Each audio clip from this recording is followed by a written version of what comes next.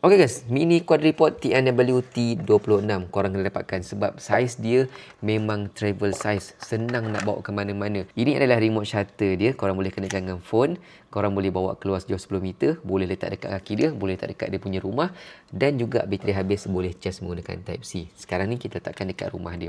Okey, mini quadripod ni kalau korang tengok dia ada bagi juga satu carabiner. Carabiner ni kita boleh sangkutkan dekat beg kita, jadi tak perlulah kita nak semakkan ruang dalam beg kita untuk letakkan mini quadripod ni. Kita sangkutkan aja kat beg, nak gunakan tinggal cabut je carabiner ni dan boleh terus gunakan.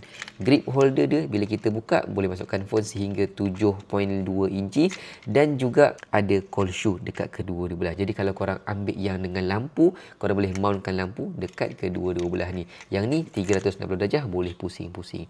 Batang panjang dia boleh memanjang sehingga 36 cm maksimum dan kaki dia kalau korang buka tekan ni akan keluar 4 kaki yang sangat tegap. Jadi kalau korang letak atas permukaan yang rata, tak kisahlah meja ke lantai ke, susah nak jatuh. Nak adjust dia punya leher ni kena buka dahulu kunci, kemudian boleh adjust. Nak menegak boleh, nak ke bawah pun boleh, nak condong pun boleh juga. Terserah kita nak letak phone kita macam mana. Yang penting TNWT 26 mini quadripod ni korang kena dapatkan dan boleh standby setiap masa sebab ya kita nak guna tengok gambar ke ikut video kan, mesti kena ada benda yang canggih macam ni.